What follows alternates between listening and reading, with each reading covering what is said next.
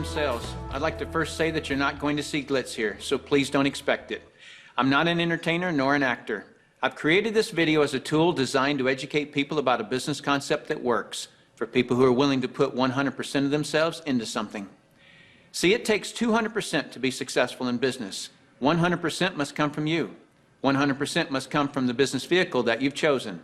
Business vehicle meaning how you earn your living, how you support your family. I've seen people who relentlessly pour 100% of themselves into a business vehicle, profession, or job, but that vehicle doesn't have the capability to give back 100%. The mechanics of wealth are just not there. But no one has ever fully explained to you why it doesn't work and why it's a waste of your valuable time if your goal is financial success.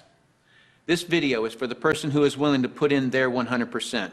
They're only lacking the right business vehicle, the explanation of why it's right, and the evidence that it does in fact work.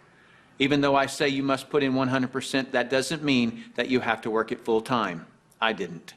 That doesn't mean you have to sacrifice your family time, nor does it mean you have to have prior experience. I didn't. What you'll learn right here has allowed me to build a $25 million company. Now, a $25 million company has certainly been done before. However, this was done where no employees were required.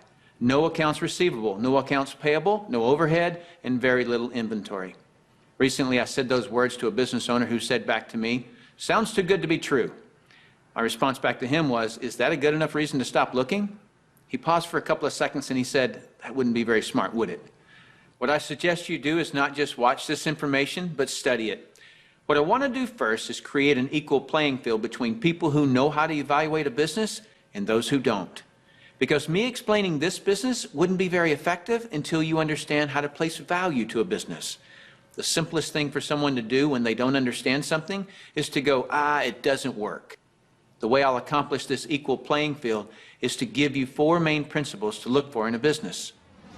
Number 1 is a huge expanding market. If you were the best vinyl record producer in the world, would it matter today? No. It doesn't matter how good you are in an industry that's eroding. Number 2 is a unique and consumable product. I'll cover unique first. If you don't have a unique product, then you compete on price and convenience. Who has the best price? Who's closest to the customer? Yet if you have uniqueness, then people must come to you. Next is consumable. If you have a non-consumable product, you're basically unemployed until your next sell. You want the repeat sales of consumable products. Whether it's every time someone picks up the telephone, connects to the internet, renews a membership, turns on electricity, or gets to the bottom of a box or a bottle, you want those repeating commissions because it can pay you again and again. Number 3 is timing. Primarily here I'm talking about trends in timing. During all cycles of the economy, there are people who are making money and losing money. The makers are the ones in front of large trends. The losers disregard trends. How do you get in front of large trends? You study what creates them.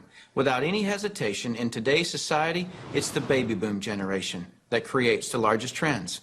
The baby boomers are a group of babies born between 1946 and 1964. There were 76 million of them born in the United States, 1 billion of them worldwide. Why is this group so talked about? They're 1/3 of the U.S. population and control 65% of all the money. I've likened the magnitude of all those babies to a basketball moving through a garden hose. They reshape every industry they go through. See, if you can predict where this basketball is going down the garden hose, you possess the ability to make fortunes. I want to give you some historical examples of the obvious buying patterns of these boomers. It started with a company called Gerber back in 1940, who were barely known. But by 1955, just 10 years after the boomers were born, they had sold 1.8 billion jars of strained baby food. As the boomers took their first steps, it was Buster Brown and Kenny Shoes. When the boomers went out to play, Mattel and Hasbro got rich providing toys to this young group. In 1957, we built more elementary schools in the U.S. in 1 year just to handle the overflow than we did in any 12-year period before or after. As the boomers went through their teens, Dairy Queen, McDonald's, Kentucky Fried Chicken became billion-dollar companies feeding the boomers. When the boomers moved through their 20s and 30s, which was in the mid-70s, what was the industry to be in? Real estate. Why? Because the boomers had heard from their parents one time too many, as long as you're living under my roof, you'll do as I say.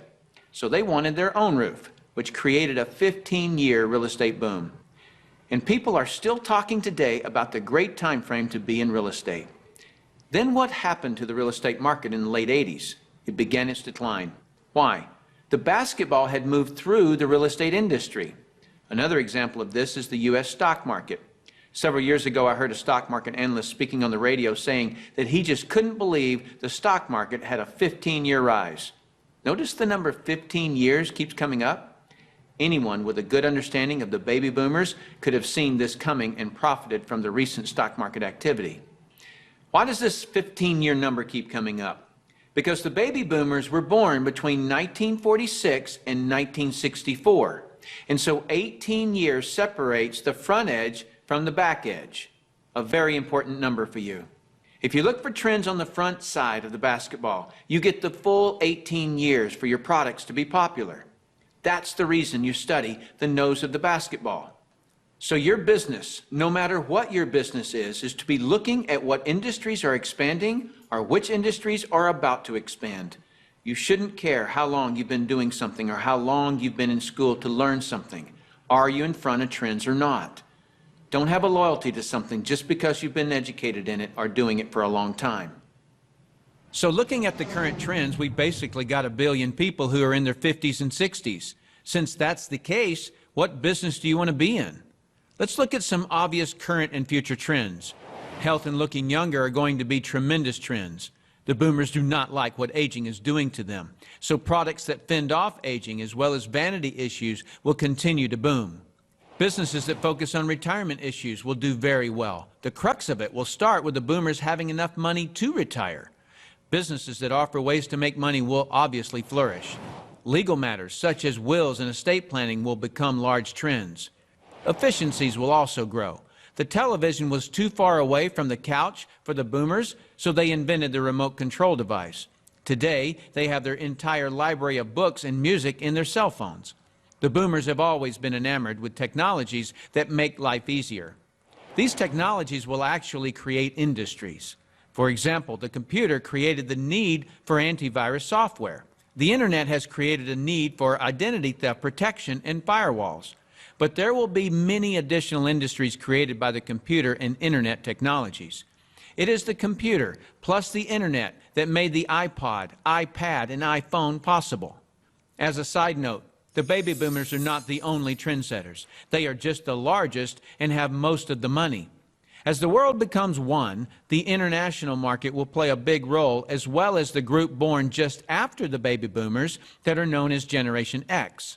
But remember, the boomers control 65% of all the money. So when a bright Generation X person creates a great new product or service, they must make it simple enough that a baby boomer can understand it. Otherwise, that product will not reach mass acceptance. Those are some of the big trends. So if you want to be brilliantly compensated, you must focus on industries and companies that have positioned themselves in front of these trends. All right, let's move forward.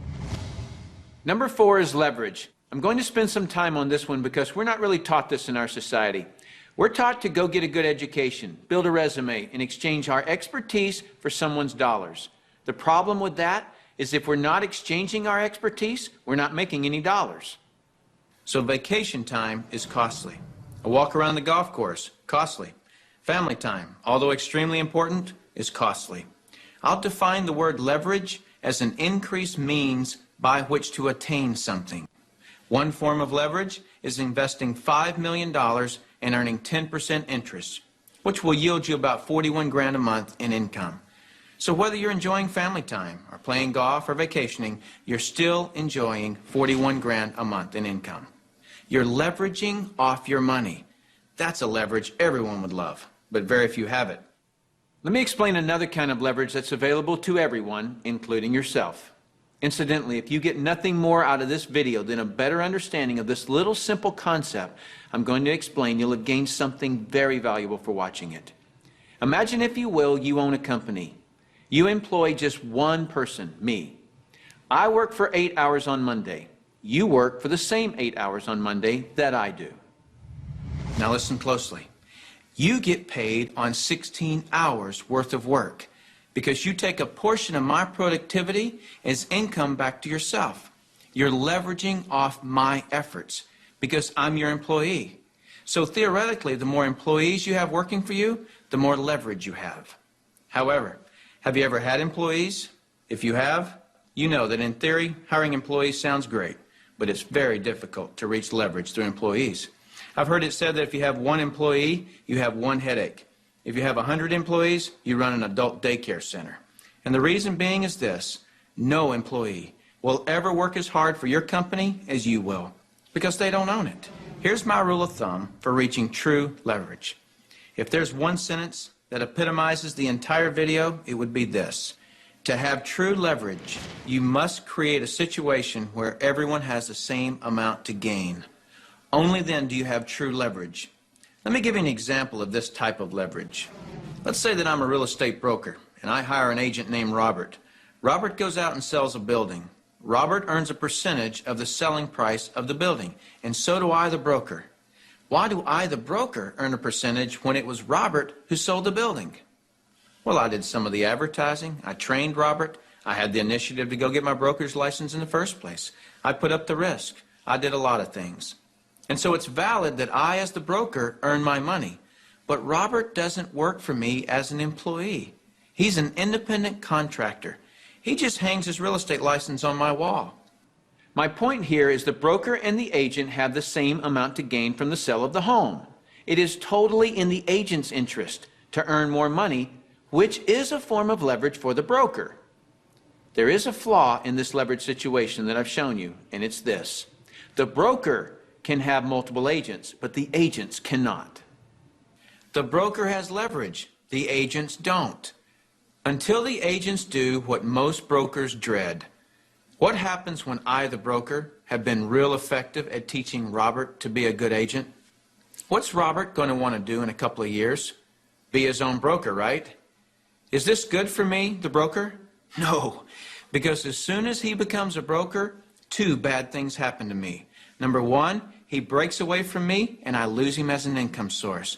And two, worse than that, he's now my competitor that I trained. He knows all my good stuff. By the way, this doesn't just happen in the real estate industry. It happens in practically every industry. Have you ever heard the expression, "I'm just going to work there for experience"? What does that mean? It means I'm going to strip them of their knowledge and then go do it myself. If you're a business owner, how many people have you trained who are no longer working for you? How many people have you trained to be your competitors? Well, this gets worse. Let's say that Robert is now a broker right down the street. What will he do now that he's a broker? He'll go out and hire his own agents. And let's say one of those agents is Linda. Linda also eventually wants to be a broker. So she becomes a competitor to me that I indirectly trained, as well as Robert, who I directly trained. And this continues on and on. I actually created a chain of competitors that I trained. What if we did a whole paradigm shift? Here's where this becomes brilliant. Let's say instead I'm going to empower Robert to become a broker. I want him to become a broker from day one. See, the only way that you or I can retain a leader is provide him or her with the same opportunity for growth that we have. Hence, an opportunity where everyone has the same amount to gain. So from day one, I'm going to encourage Robert to be a broker. And when he does, he doesn't break away from me and become my competitor. He shifts from agent to broker, which now allows him to sponsor his own agents. Now, to create an incentive for me, the broker, to always help Robert and his agents, I'm still going to earn a percentage of what he and his agents sell. And shouldn't I? I trained him. I put up the risk and all those reasons I mentioned earlier. Now, the percentage I earn from Robert and his organization should be a lot smaller than when he was an agent, but I should still earn a percentage. That's my incentive to keep working with them. Now, some people look at this and say, gosh, isn't that one of those pyramids? And what's the perception of a pyramid? People at the top making all the money and the people down below do all the work, right? Isn't that the perception of a pyramid? Let me explain why this is not a pyramid and why people at the top don't necessarily make all the money. Let me just make a quick point before I discuss the pyramid issue. It's not the geometric shape that people have a problem with. This geometric shape is probably the shape of your family tree, the shape of our government. To the architect, it's the strongest structure known to man. Every organizational structure in the world is this shape. So the shape isn't the problem. However, that perception, people at the top earn all the money, let me illustrate that for you. Here's a typical corporation. At the top, you have a CEO, which stands for Chief Executive Officer. Does the president earn more money than the CEO? Not normally. How about below the president? Do any of the vice presidents earn more money than the president? No. Let me ask this question, and I want you to really think about it. What would happen if some of the vice presidents of a corporation made more money than the president? Really, what would happen? Talk about total confusion. This whole process is called delegation. Each level of the corporation earns less income. The reason the president can tell the vice president what to do is because they make more money. So the corporate structure is people at the top making the majority of the money, and the people at the bottom do not. The CEO of any corporation earns off the productivity of, or is leveraged off of, everyone in his or her corporation. Whether that CEO personally hired every employee or someone else in the company hires them. So the CEO, and only the CEO, earns on multiple levels of his or her company. And the model that I'm suggesting as being brilliant is where you, the individual, are given that same opportunity to earn on multiple levels of brokers and agents, just as the CEO of a corporation is. From here on, I'll refer to this form of marketing as network marketing. In network marketing, you, the individual, are given the opportunity to earn off the productivity of the people in your organization, whether you personally sponsor them or someone in your organization sponsors them. Remember that I said to reach true leverage, you must create a situation where everyone has the same amount to gain. Well, that's what I just described. Here's what makes the network marketing structure the absolute fairest structure available. In most network marketing companies, everyone can earn a certain number of levels deep of the organization they build. Everyone in the company can earn that same number of levels deep, like maybe 4 levels deep or 6 levels deep. Let's say we use 4 levels. So if you build an organization to be more productive, then you would earn more money than I would, even if you were in my organization. In the example shown, you would earn on 3 levels I couldn't reach, because everyone gets the same number of levels. There are people in my organization right now that earn more money than I do. Do you know what I call that? Fair. Shouldn't it be that way? I mean, take any structure. Shouldn't the most productive person in that structure make the most money? Now I'd like to show you an interview that I did a few years ago with Dr. Charles King, who holds a PhD from Harvard and is a professor of marketing at the University of Illinois at Chicago, who actually teaches network marketing at the university. Dr. King, we're delighted to have you here. I'm pleased to be here, Tim. Dr. King, could you tell us a little of your education and your business background? Tim, I'm a professor of marketing at the University of Illinois at Chicago. I got my bachelor's and master's degrees from the University of Texas in Austin, spent a tour of duty with the Exxon Corporation, and then returned to get my doctorate in business administration from Harvard University. More important to this discussion, over the last 6 years, I've been involved in doing research, teaching, and consulting in network marketing. So coming from such a conservative school, and I know you a little bit, and I know you to be very conservative, what caused you to look at network marketing to begin with? In 1990, we had a major economic recession in the United States. The Midwest and Chicago particularly were very badly hit. As a result, the interviewers stopped coming to campus. We were graduating hundreds of students a semester, and they weren't getting jobs. Our alumni were coming back to us, losing their jobs, looking for help, and we had nothing to offer them. Now, I started looking, because of my background in business consulting, at alternative career paths. I went out and I looked at starting your own business, at home-based businesses. I looked at franchising. I looked at direct selling. And in the direct selling arena, I backed into network marketing. Now, I was very cynical, skeptical. Tim, I was negative about network marketing. They don't teach network marketing at the Harvard Business School, and I didn't know much about it. The end result was one of my students who was on the team asked me, "Why are you so negative about network marketing?" I looked at that young man and I said, "Son, I know enough to know I don't want to know any more." That student looked at me and he said, "Professor, if I gave you that answer to that question with no more information than you have, you would give me an F." I turned to him and I said, "Son, you're absolutely right. I have no basis for that conclusion. You just made an A." As a result, we went to the library, we went to meetings, and for the next 6 months, we did due diligence on the network marketing industry. I visited the top companies, I talked to network marketing leaders, I became an evangelist. In 1990-91, we started teaching network marketing in the marketing curriculum at the university. Suppose you run across the super skeptic. What advice do you have for them? Tim, I would recommend they do precisely what I did. I was a super skeptic. I did my due diligence, I investigated the industry, and I drew my own conclusions. I strongly recommend that you do your due diligence and then begin to define precisely what role you want to play in the network marketing industry. Set realistic expectations. If there's a single cause for failure in this industry, it's the get-rich-quick syndrome.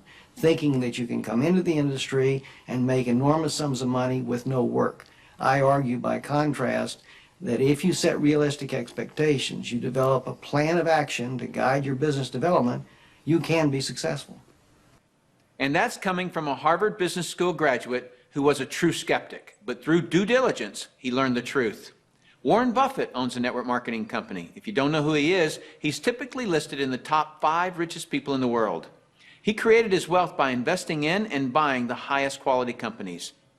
Why do you think Microsoft or AT&T, Gillette, Colgate, Citibank, IBM, Toyota, Xerox, Texas Instruments, General Motors, General Electric, AOL, Oracle, Sun Microsystems, Coca-Cola, and many others distribute some or all of their products and services through network marketing? They use this method to distribute products because network marketing is a very efficient model to distribute products and services. These large corporations are firm testimony to the industry's success and credibility. This confirms what Professor King was saying about that the industry has come of age and is now a true profession. The reason so many people are coming into network marketing is because people want control of their life. They want a quality of life, and network marketing truly offers that.